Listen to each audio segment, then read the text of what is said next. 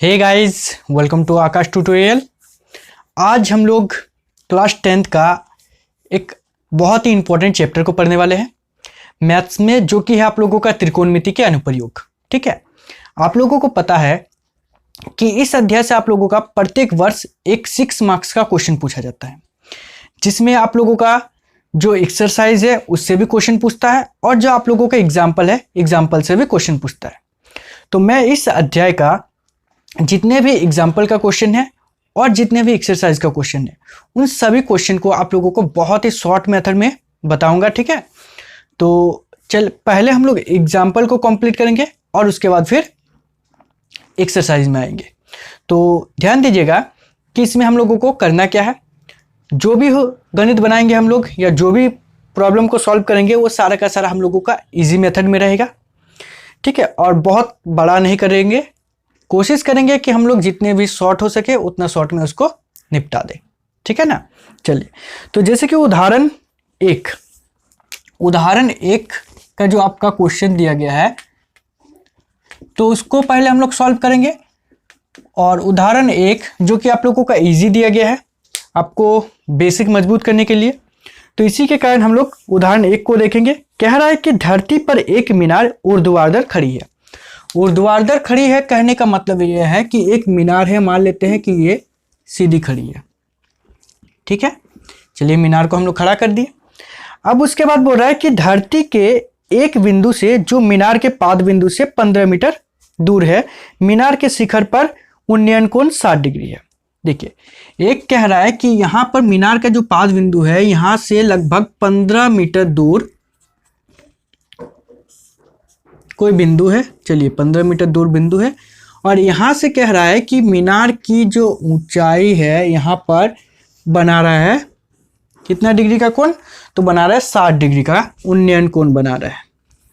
ठीक है, अब कह रहा है कि मीनार की ऊंचाई ज्ञात कीजिए, तो हम लोगों को ज्ञात करना है ये वाला। तो इसको आप h मान सकते हो या तो फिर यदि आप नाम देना चाहते हो तो नाम भी दे सकते हो। आप लोगों को पता है कि यहाँ पर आपका 90 डिग्री का कोण बनेगा।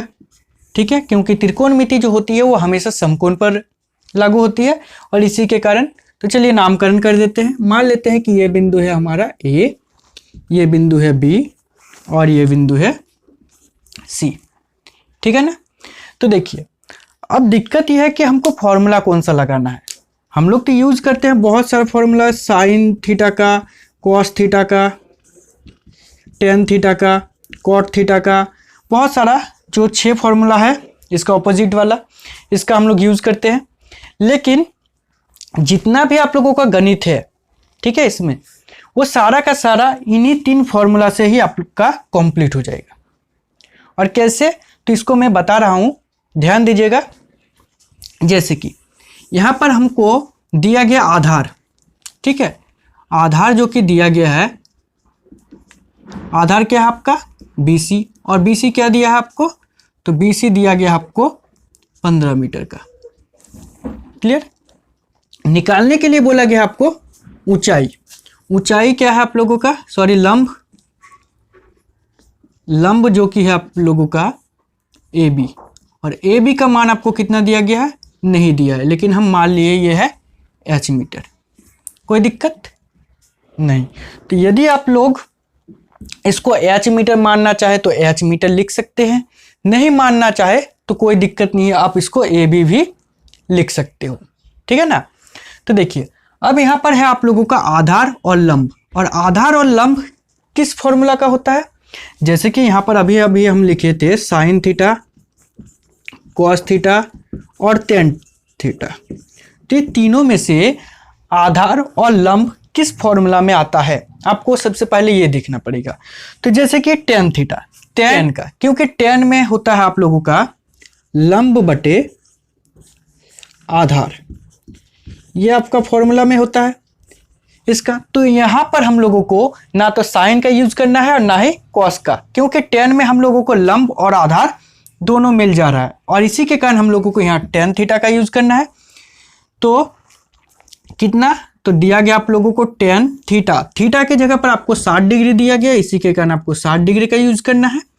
और उसके बाद लंब के जगह पर आपको दिया गया है AB, तो आप ए बी लिख सकते हो।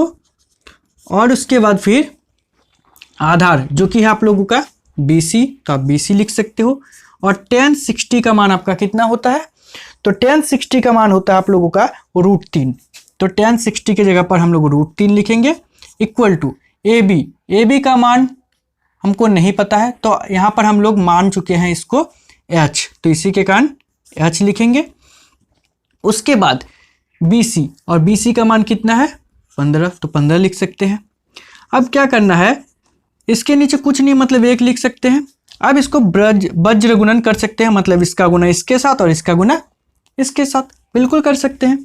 तो 15 को यदि √3 से गुना करेंगे तो हो जाएगा आपका 15 √3, और इतना बराबर 1 को यदि h के साथ गुना करेंगे तो h हो गया। तो इसीलिए हम लोग लिख सकते हैं, या तो फिर अतः निकालने क्या बोला गया है, तो निकालने के लिए बोला गया हम लोगों को मीनार की ऊंचाई। तो लिख सकते हैं अतः मीनार की ऊंचाई। तो मीनार की ऊंचाई कितना हो जाएगा, तो 15 √3 मीटर, यही हो जाएगा आपका आंसर। ठीक है ना, बहुत ही छोटा है, बस समझना है। और इसी के कारण यह वीडियो थोड़ा बड़ा बना, क्योंकि इसको समझा रहे थे। यदि आपको इसमें दिक्कत है तो आप कमेंट कर सकते हो, मैं इसको फिर से बताऊंगा। ठीक है ना।